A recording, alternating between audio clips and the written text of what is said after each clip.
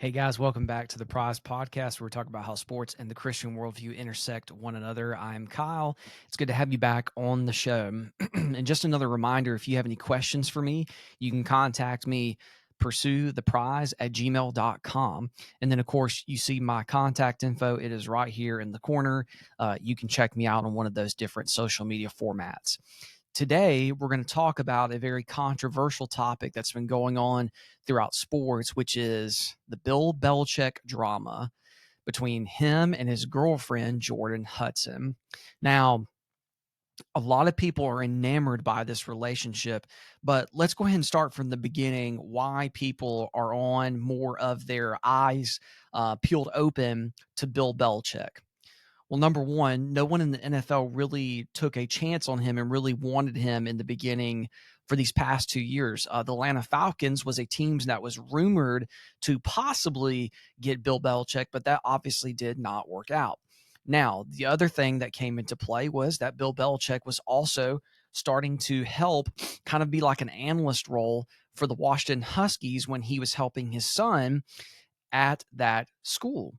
Now, with that being said, one of the things that we can talk about is well, maybe there was something there where Bill, became enamored by the college game, and that's what drew him to it. Well, according to his own words, he said that he was always interested in the college game. Well, go to December of 2024. The North Carolina Tar Heels made the biggest hire in football history by hiring the multiple dynastic Super Bowl champion Bill Belichick. Now, with that being said, there's a lot of things on the North Carolina football side. What is the reputation of the school that's at hand?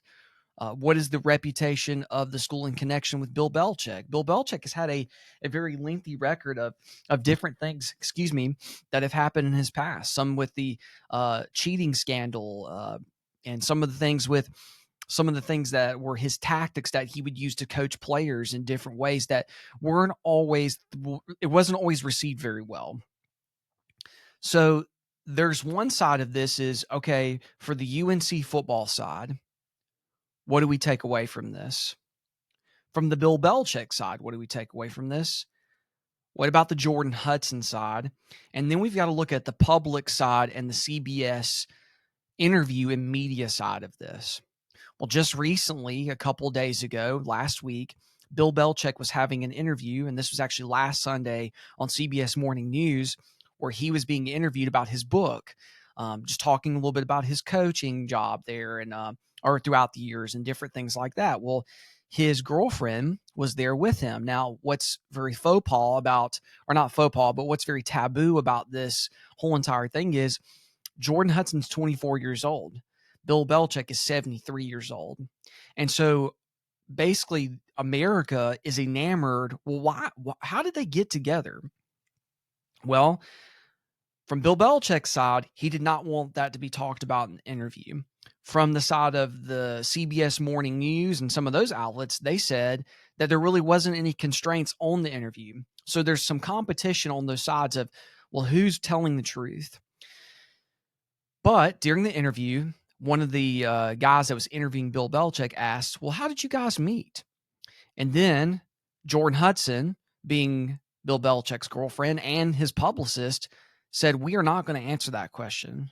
Well, of course, that generated a bunch of fanfare. It generated a bunch of controversy. Okay, well, do they have something to hide? Is there something that they need to tell the public? Or is Jordan Hudson having Bill Belichick in the sense of keeping him locked down? There's a lot of things that came into play. And then, in addition to that, she surfaced a email that she posted on Instagram, and Bill Belichick had to send out a public statement via the UNC athletic program. Now, obviously, I have a vested interest in this because I'm a humongous Tar Heel fan. So, from one side of this as a fan, I want Bill Belichick to do well. I want him to do really well. I want him to do well at North Carolina because North Carolina football has been very up and down, mostly down, not up. They've had some seasons where they've done really well. Then they've had some very putrid seasons. So, what do we take away from this with a Christian worldview? Well, I think there's a couple different things we can look into this. There's something in the sense of morality where people are, in one sense, against the idea of him being so much older than Jordan and them dating one another. Now, with that being said, as a Christian, I do not condone two people living together outside the confines of marriage that makes the appearance of looking like that it is a marriage. So I want to get that straight out of the way. But on the other hand, I also have to look at from the side of, is this weird to a certain extent for some people? Absolutely. It looks odd. It looks odd from the public viewer standpoint. It looks odd from the people looking and saying, well, why would Jordan Hudson want to be with Bill Belichick, who's 73 years old? She's 24 years old. She's a beauty queen, all these different things. Why does she want this? We don't know. And that's not for us to speculate. What really needs to get down to the nitty gritty of this conversation is, are we talking about football? Now, obviously, some of you may think, well, Kyle, you're being a little hypocritical because you're talking about this, and this is not necessarily a football question. The reason why I'm responding to this is because it has become a prevalent topic in the media. And I think it's good for us as Christians to have a good perspective in light of things like this. So in one sense, for the UNC football side, we have to look at the facts. According to resources and according to inside resources through the Carolina program, things are going very well for the football program. So on one hand, we can look at this part and say, well, is the football team doing well? It seems to me that it's running the course that it's supposed to be running. They're doing what they're supposed to be doing. There's a sense that when you look at it, that Bill Belichick has his mark already on the UNC program and trying to make it better. So regardless of how you feel about his girlfriend, about his lifestyle or whatever, on a football side, UNC football side, it's football. That's the main thing that's being talked about here. Now, from the public and reputation conduct side of it, okay, does it look odd? Yes. Does it look weird that she's on the football field, that she's so into all of the different things that are going on in his life? In one sense, yes. For the public eye, it looks odd. It looks like that she's a little too close to everything that's going on. Even though it may seem like everything's running like a well-oiled machine, we know that a lot of times perceived thoughts can inflict reality, or can influence reality. The other side of this is, we know that it's not football season. We know the media is trying every bit to get any bit of juice out of this conversation, even if it is skewing parts of the truth in order to get clicks, in order to get likes, in order to get views and eyeballs on the public viewership.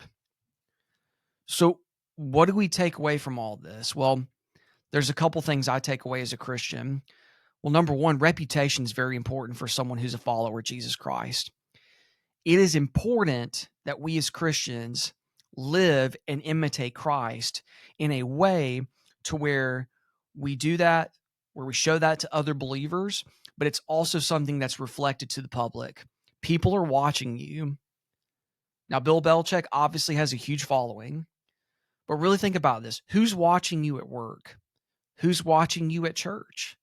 Who's watching you on the ball field when your kid is playing baseball or basketball or football and you're yelling and saying things that are not consistent with the gospel? Are you consistent? Are you acting in wisdom in your relationships? Are you acting in a way to where it does not come across as sexual immorality? Now, obviously, I cannot make a judgment based off of Bill Belichick and Jordan Hudson because I, number one, don't know if they're a believer. But if I'd take a wild guess just from the way they're living their life, it doesn't seem that way. It seems very it doesn't seem like the right relationship from a biblical standpoint.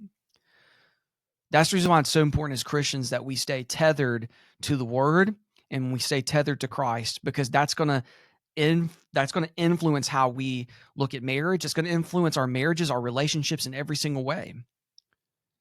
So that does matter. It does matter to the world. It matters that we as Christians operate in a way where we show Christ to the world. Paul was very authentic in this.